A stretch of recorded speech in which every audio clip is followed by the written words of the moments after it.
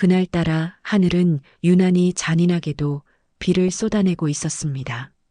시골 장터 옆 조그만 예식장의 하얀 비닐 천막 위로 빗방울이 쉬지 않고 떨어졌고 그 소리는 마치 제 심장을 두드리는 듯한 느낌이었습니다.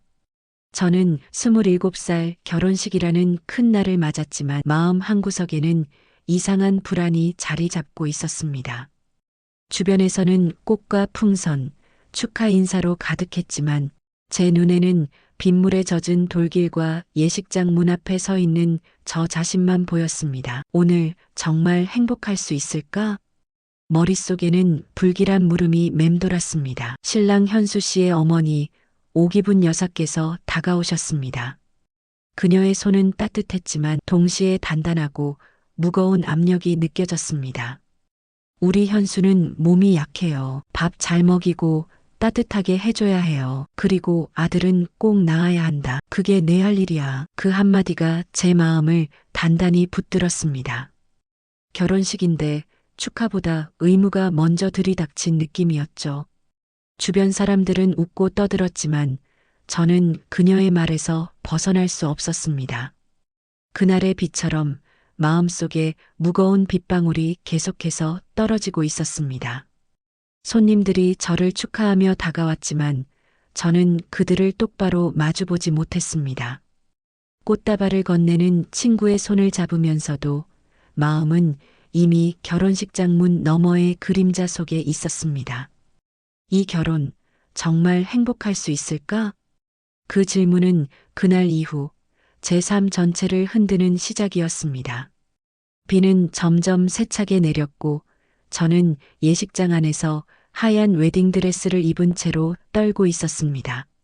그때 현수 씨가 다가와 살짝 손을 잡았습니다. 괜찮아요, 미정아. 오늘은 그냥 웃자. 하지만 그의 눈빛에는 어머니의 그림자가 드리워져 있었습니다. 그제야 알았습니다. 오늘의 결혼식은 단순한 축하가 아니라 긴 시험의 시작이라는 것을. 그날 이후 저는 자신도 모르는 사이에 무거운 책임을 안게 될 운명이었음을 느꼈습니다. 그리고 그 책임은 단순히 결혼 생활이 아니라 제 삶 전체를 뒤흔드는 시험이 될 줄 그때는 상상조차 하지 못했습니다. 결혼 후 한 달이 조금 지났을 무렵이었습니다. 저는 이제 막 신혼생활에 적응하려고 애쓰고 있었죠. 하지만 그 평온은 오래가지 않았습니다. 어느 날 문을 두드리는 소리가 들렸습니다. 문 앞에는 현수 씨의 어머니 오기분 여사가 서 계셨습니다. 손에는 반찬통이 한아름 그리고 미소를 띤 얼굴이었습니다. 밥은 이렇게 해야 남편이 오래 살아. 그 말투는 처음에는 친절해 보였지만 듣는 순간 마음 한구석이 얼어붙는 느낌이었습니다. 그녀는 제게 가까이 다가와서 다정한 척하면서도 동시에 날카로운 눈빛을 숨기지 않았습니다. 미정아, 넌 너무 느려. 젊은 여자가 왜 이렇게 굼떠? 그날 이후 시어머니의 방문은 일상이 되었습니다. 처음에는 주 1회, 그 다음에는 주 3회. 설거지를 하거나 빨래를 개고 있는 저에게 늘 한마디씩 던지는 것이 그녀의 습관이었죠. 너 배는 언제 불러올래? 현수는 아들이 있어야 대가가 끊기지 않아. 그 한마디 한마디가 마음속 깊은 곳을 파고들었습니다. 집이 점점 안전한 안식처가 아니라 감시받는 공간처럼 느껴졌습니다. 제가 잠시 눈을 돌리는 동안에도 그녀는 집안을 꼼꼼히 살피며 한마디씩 던졌습니다. 그리고 저는 그때마다 얼굴이 점점 말라가는 것을 느꼈습니다. 마치 보이지 않는 손이 제 마음과 몸을 서서히 조여오는 듯 했습니다. 현수 씨는 늘 말했습니다. 엄마가 다 너 위해 그러는 거야. 하지만 그 말은 제겐 위로가 되지 않았습니다. 오히려 사랑했던 남편마저도 어머니의 뜻에 얽매여 있다는 사실이 제 마음을 칼처럼 찌르는 느낌이었습니다. 어느 날 밤 그녀가 가져온 반찬통 속에는 제가 먹지 못하는 재료가 들어 있었습니다. 건강을 위해서야. 꼭 먹어야 해. 저는 웃으며 억지로 몇 숟가락을 삼켰지만 속으로는 반발심과 두려움이 뒤섞여 있었습니다. 집이 점점 무거워졌고 제 마음속 행복의 공간은 사라지고 있었습니다. 결혼이 이렇게 무겁고 힘든 것일 줄은 상상조차 하지 못했습니다. 그녀의 한마디 한마디가 단순한 조언이 아니라 제 삶을 틀어잡는 힘이라는 것을 그때는 조금씩 깨닫기 시작했습니다. 그리고 저는 마음속으로 다짐했습니다. 언젠가 반드시 내 삶을 되찾아야지. 하지만 그 길이 얼마나 험난할지 그때의 저는 전혀 알지 못했습니다. 결혼한 지 3달이 채 되지 않은 어느 날이었습니다. 평온하게 시작된 신혼의 달콤함은 이미 사라지고 집안은 긴장과 불안으로 가득 차 있었습니다. 그날 밤 휴대폰에서 낯익은 번호가 떴습니다. 현수 씨의 어머니 오기분 여사였습니다. 지금 자니? 그럼 안 돼. 오늘 같은 날은 몸을 따뜻하게 해야 아이가 잘 생겨. 그 한마디가 제 마음을 얼어붙게 만들었습니다. 결혼한 지 3달, 부부만의 사적인 공간조차 지킬 수 없다는 현실에 저는 기가 막혔습니다. 그녀는 말 그대로 부부의 잠자리까지 간섭을 시작한 것이었습니다. 며칠 뒤 현수 씨는 아무렇지도 않게 말했습니다. 엄마가 다 너 위해 그러는 거야. 그 말은 칼날처럼 제 마음을 찔렀습니다. 사랑한다고 믿었던 남편조차도 점점 시어머니의 뜻에 따라 움직이는 듯 했습니다. 제가 손을 내밀면 현수 씨는 살짝 미안한 표정만 지을 뿐 아무런 행동을 하지 못했습니다. 그 모습이 더 큰 상처가 되었습니다. 그날 밤 시어머니는 저희 집을 불쑥 찾아왔습니다. 들어서는 순간 부엌과 거실은 이미 정리되어 있었고 침대 시트까지 새로 바꿔놓았습니다. 좋다던 약초차도 끓였어요. 조금만 마셔보세요. 그녀의 목소리는 달콤했지만 그 속에는 강요와 통제가 묻어났습니다. 저는 차를 손에 들고 떨리는 마음으로 앉았습니다. 이 집이 더 이상 제가 쉴 수 있는 공간이 아니라 감시와 지침 속에서 살아야 하는 공간이 되어버렸다는 생각에 마음이 무거웠습니다. 저는 처음으로 현수 씨를 사랑하면서도 점점 낯설게 느끼기 시작했습니다. 그의 눈빛에서 어머니의 그림자가 점점 더 진하게 느껴졌기 때문이었습니다. 현수 씨와 저는 잠시 동안 말없이 앉아 있었습니다. 그의 손은 떨리지 않았지만 눈빛은 슬픔과 죄책감으로 가득 차 있었습니다.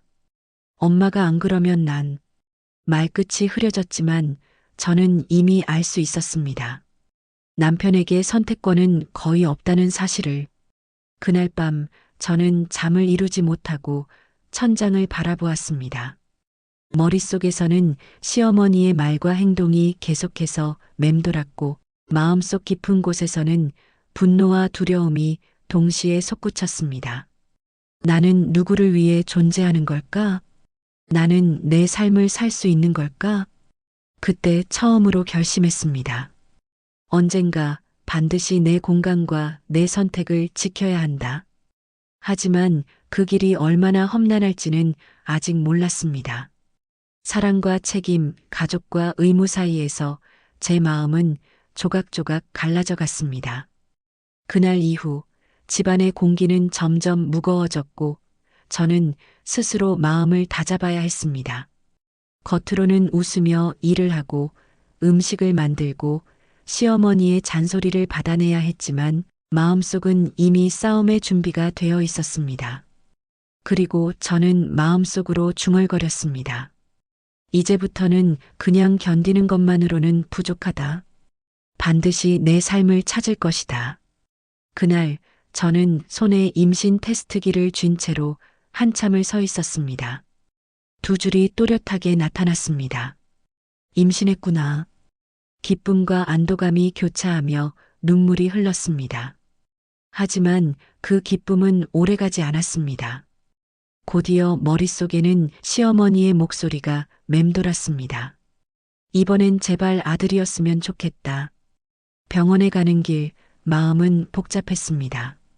아이가 건강하게 자라길 바라는 마음과 동시에 시어머니의 기대가 떠올라 불안이 밀려왔습니다.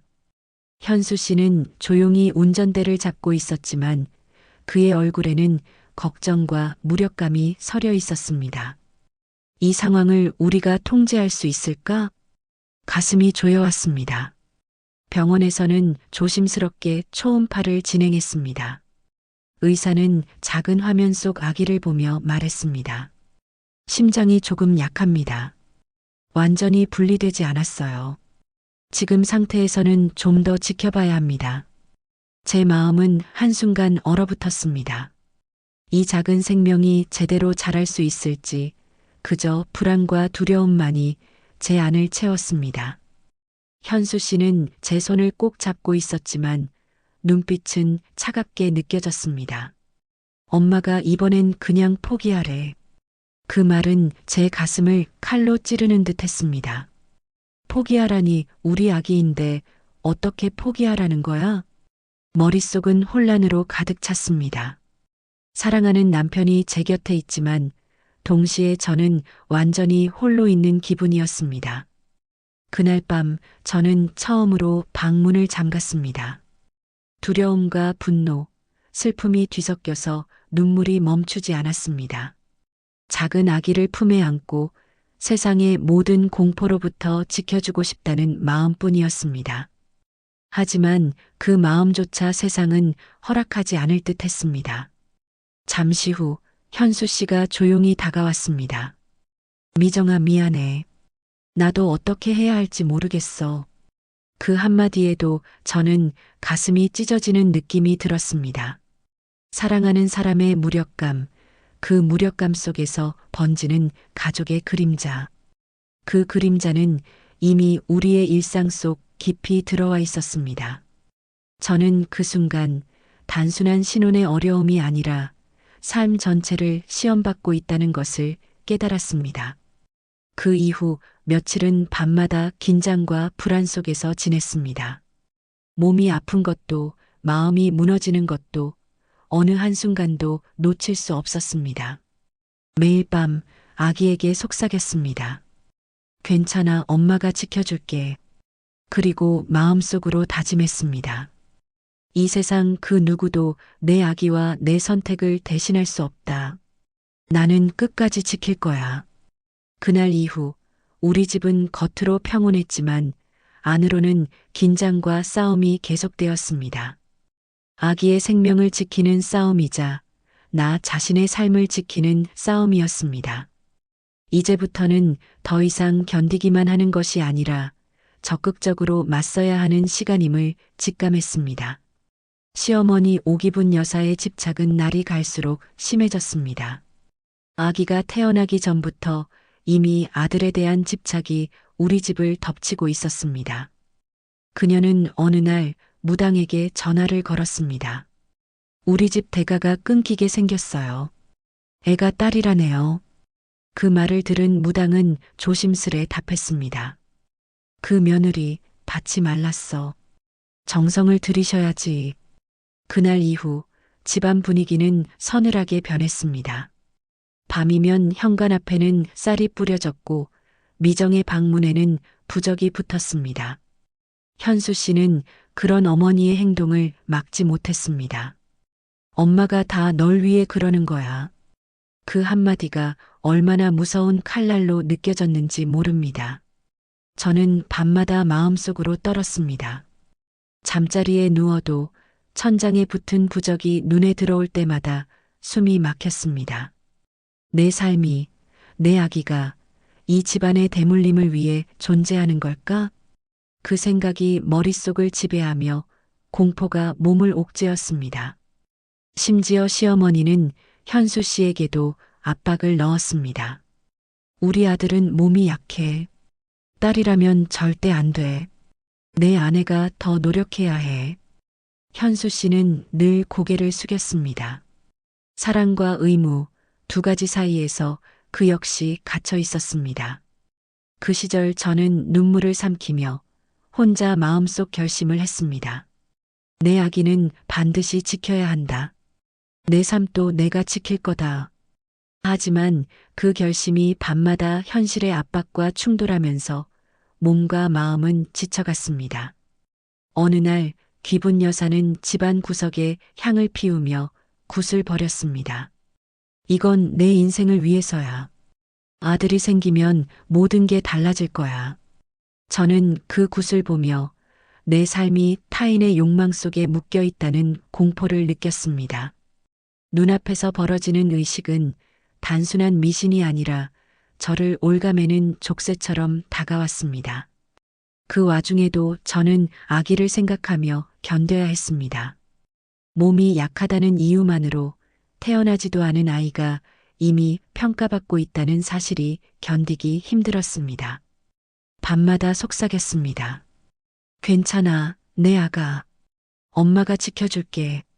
누가 뭐라 해도 우리는 함께야. 그렇게 집안은 점점 더 숨막히는 공간이 되어갔습니다. 시어머니의 아들 집착은 단순한 기대가 아니라 우리의 삶을 위협하는 그림자가 되어 한밤중까지 우리를 잠 못 이루게 했습니다. 현수 씨도 저도 더 이상 웃을 수 없었습니다. 그저 숨을 고르고 내일을 견디며 살아남기 위해 서로를 지켜야 했습니다. 그리고 마음속에서는 묵묵히 다짐했습니다. 아무도 누구도 내 아이를, 내 삶을 대신할 수 없다. 나는 끝까지 버틸 거야. 시간이 흘러 아기의 상태는 점점 나빠졌습니다. 병원에서는 조심스러운 말투로 진단을 내렸습니다. 수술을 해도 생존 확률은 절반 이하입니다. 결정은 부모님께서 하셔야 합니다. 그 말을 듣는 순간 심장이 내려앉는 듯 했습니다. 손에 쥔 작은 아기의 발, 차가운 손가락 하나하나가 제 마음을 붙잡았습니다. 이 아이를 살릴 수 있다면 뭐든지 하겠어요. 하지만 현실은 너무 냉혹했습니다. 현수 씨는 의사 앞에서 고개를 숙였습니다. 그냥 자연스럽게 두죠. 그 한마디는 제 가슴을 꿰뚫는 칼날 같았습니다. 그게 무슨 말이에요? 우리 아기 아직 살아있어요. 제발 뭔가 방법이 있을 거잖아요. 저는 울음을 터뜨리며 아이를 안았습니다. 작은 몸, 희미한 숨소리, 아직 온기가 남아있는 피부. 이 순간만은 누구도 어떤 힘도 우리를 갈라놓을 수 없었습니다. 하지만 현수 씨의 얼굴에는 냉정과 체념이 공존했습니다. 사랑하는 남편의 눈빛이 점점 낯설게 느껴졌습니다. 그날 밤 병원 복도에서 혼자 서 있을 때 마음속으로 외쳤습니다. 이 아이는 내 아기다. 내 아이는 누구의 소유물이 아니다. 눈앞에는 시어머니의 그림자가 떠올랐습니다. 아들을 바라는 집안의 기대, 딸이라 실망한 얼굴, 집안 곳곳의 압박과 부적. 그 모든 것이 우리 가족을 얽어매고 있었습니다. 병실로 돌아와 아이를 품에 안고 조용히 속삭였습니다. 엄마가 지켜줄게. 아무도 널 대신하지 못해. 그리고 현수 씨에게 말했습니다. 당신도 원하면 떠나도 돼요. 하지만 저는 이 아이를 포기하지 않을 거예요. 그 순간 현수 씨는 아무 말도 할 수 없었습니다. 그의 침묵 속에는 체념과 사랑, 그리고 죄책감이 뒤섞여 있었습니다. 결국 우리 선택은 달랐습니다. 저는 아이와 함께 병원 침대 위에서 하루하루를 지켜보기로 했습니다. 현수 씨는 어머니의 그림자와 집안의 압박 속에서 그저 방관할 수밖에 없었습니다. 그 선택이 옳은지 그른지는 알 수 없었습니다. 하지만 제 마음속 한 가지는 확실했습니다. 이 아이의 생명은 내 선택으로 지켜낼 거다. 아이의 하루하루가 저에게는 전쟁이었고 동시에 희망이었습니다. 숨을 고르며 눈물을 삼키며 세상 누구도 모르는 고통 속에서 저는 아기를 안았습니다. 그리고 마음속으로 다짐했습니다. 어떤 위협이 와도, 어떤 압박이 와도 우리는 함께 살아남을 거야. 그날 이후 우리 집에는 묘한 긴장이 흘렀습니다. 현수 씨는 시어머니에게 반발하지 못했고, 저는 아기와 함께 새로운 전쟁을 시작했습니다. 집안의 기대와 공포, 그리고 내 안의 모성, 모든 것이 충돌하며 새로운 삶의 시험이 저를 기다리고 있었습니다. 세월이 그렇게도 빠르게 흘렀습니다. 그동안 저는 간호조무사로 조용히 살아왔습니다. 하루하루를 환자들과 함께 보내며 제 마음속 깊은 상처는 여전히 아물지 않았습니다. 아이의 죽음, 시어머니의 압박, 남편과의 갈등, 모든 기억이 제 마음을 가볍게 해주지 않았습니다. 그날도 평소처럼 병원 복도를 걸어가고 있었습니다. 간단한 환자 기록을 확인하고 약을 전달하고 작은 위로의 말을 건네는 일상 속에서 어제처럼 10년 전처럼 모든 것이 평온하게 느껴졌습니다. 그런데 병실에 실려온 한 노부인을 보는 순간 숨이 멎는 듯 했습니다. 눈앞에 서 있는 사람, 바로 오기분 여사였습니다. 그녀는 힘없이 침대에 누워 있었고 얼굴은 창백했고 혈압은 200을 훌쩍 넘긴 상태였습니다. 간호사들이 바삐 움직이는 가운데 그녀의 눈빛이 저를 찾아왔습니다. 미정아, 나 좀 살려줘. 손을 내밀며 떨리는 목소리로 말하는 순간 저는 과거의 기억 속으로 끌려 들어갔습니다. 결혼식 날 시어머니의 압박과 기대, 아기와의 마지막 순간, 그리고 남편의 체념. 모든 것이 순식간에 머릿속을 스쳐갔습니다. 심장이 쿵쾅거리며 몸이 굳어졌지만 저는 조용히 손을 잡았습니다. 어머니, 이제 제 차례예요. 저는 제 인생을 살 거예요. 그 말에는 단호함과 평온함이 섞여 있었습니다. 오랫동안 움츠러들었던 마음, 시어머니에게 억눌렸던 삶. 그 모든 것을 이제 놓아주겠다는 선언이었습니다. 오기분 여사는 잠시 눈을 크게 뜨더니 제 눈을 똑바로 바라보았습니다. 숨이 가쁘게 오르내리는 와중에도 그녀는 처음으로 인간적인 두려움과 후회를 느끼는 듯 했습니다. 미정아, 내가 너무 늦게 알았구나. 말을 끝내지 못한 채 그녀는 떨리는 손으로 제 손을 더 꼭 잡았습니다. 그 순간 저도 눈물이 났습니다. 하지만 그 눈물은 슬픔이 아니라 오래도록 억눌린 감정을 놓아주는 눈물이었습니다. 10년 전 제 아기를 잃고 홀로 견뎌야 했던 날들의 눈물과 그 사이에 쌓였던 분노와 원망이 한꺼번에 흘러내리는 순간이었습니다. 병원 복도는 여전히 분주했지만 제 마음속에는 묘한 평온이 찾아왔습니다. 시어머니는 의존하고 후회하며 처음으로 인간으로서의 무게를 느끼고 있었습니다. 저는 더 이상 그녀의 희생과 요구에 눌리지 않았습니다. 그날 그 순간 저는 제 삶을 다시 찾았습니다. 손을 놓으며 저는 속으로 다짐했습니다. 이제 나는 나를 위해 살아갈 것이다. 내 마음, 내 선택, 내 삶. 아무도 대신할 수 없는 나의 삶을. 그리고 그날 이후 오기분 여사는 저에게 더 이상 권력을 행사할 수 없었습니다. 마지막 순간의 절박함 속에서 그녀도 저도 모두 인간으로서의 한계를 마주했습니다. 그날 병원에서의 만남은 과거와 미래를 동시에 이어주는 순간이었습니다. 그리고 저는 조용히 그러나 단단하게 앞으로 나아가기 시작했습니다. 며칠 후 오기분 여사는 세상을 떠났습니다. 그녀의 죽음은 조용했지만 제 마음에는 묘한 여운을 남겼습니다. 병원에서 마주쳤던 그날의 눈빛, 떨리는 손길, 후회와 두려움. 모든 순간이 머릿속을 떠나지 않았습니다. 장례가 끝난 뒤 유품 정리를 도와달라는 연락을 받았습니다. 마음 한켠이 무겁지만 끝까지 책임지고 싶다는 생각에 그녀의 집으로 향했습니다. 집안은 오랫동안 비워져 있었고 여기저기 먼지가 쌓여 있었습니다. 그녀의 서랍 속 오래된 서류와 편지들 사이에서 한 장의 편지가 눈에 들어왔습니다. 편지를 펼치자 글씨는 삐뚤빼뚤했지만 또렷했습니다. 미정아, 미안하다. 나는 아들만 바라보다 사람을 잃었다.